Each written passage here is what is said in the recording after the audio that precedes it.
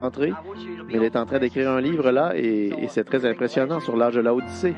Et je veux que il sera publié sous peu, donc nous en sommes à la dernière correction d'épreuve et nous en discutions là. Voyez-vous, tout le monde vient toujours me voir en disant, Frère Branham, c'est 7 tonnerres quand la voix a tonné et qu'il a dit, ne l'écris pas, tu vois, mais celle-là, il dit, ce sera 7 tonnerres qui seront révélés dans les derniers jours, voyez-vous. 7 tonnerres qui vont nous faire savoir ce qu'il en est. N'est-ce pas que ça sonne vraiment bien, voyez? Mais regardez ce que vous avancez quand vous dites ça. Il a dit, garde-toi de l'écrire. Voyez, ces 7 tonnerres font entendre leur voix, voyez-vous, et il a dit, ne l'écris pas, vois-tu? Mais cela doit être scellé dans le livre jusqu'au dernier jour. Or, bien des gens m'ont dit, des théologiens m'ont dit, Frère Branham, c'est le Seigneur Dieu. Ils ont dit, si, avec votre expérience que le Seigneur vous a donnée pour son peuple, j'ai dit ceci humblement, ils ont dit, vous seriez en mesure d'écrire vous-même une Bible, votre parole, si Dieu l'a manifestée. J'ai dit, c'est peut-être vrai.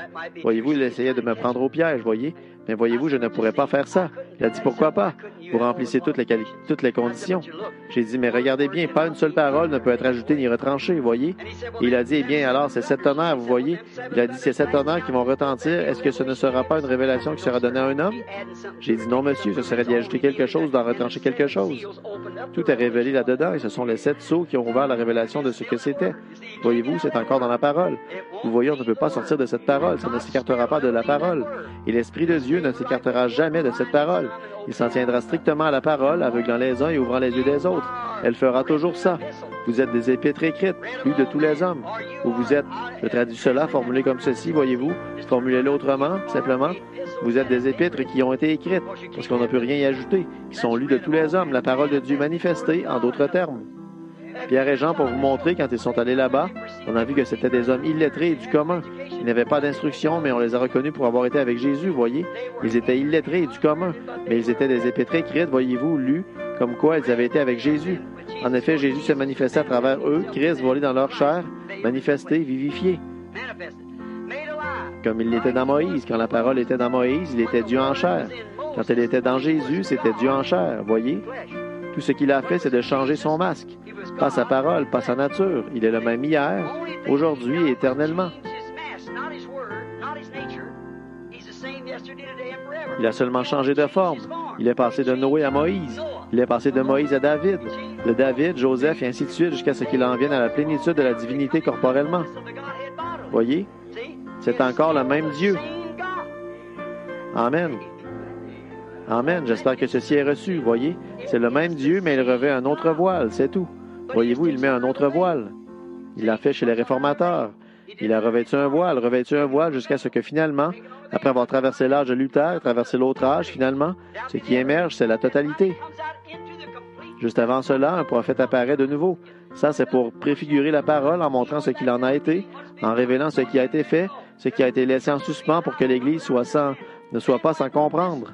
Ensuite, quand ceci disparaît peu à peu, alors comme Jean l'a dit, il faut que je diminue, il faut qu'il croisse. Alors le tout en tout entre en lui.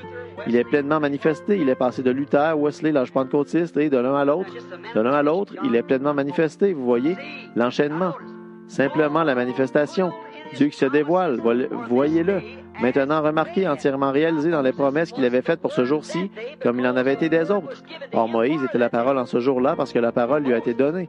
Pour ce jour-là, Moïse. Joseph était la parole à son époque. Il était l'image de Christ, tout à fait. Voyez-vous, chacun d'eux était la parole. Et quand Jésus est venu, il était la parole dans sa plénitude parce que tout le plan de la rédemption reposait en lui.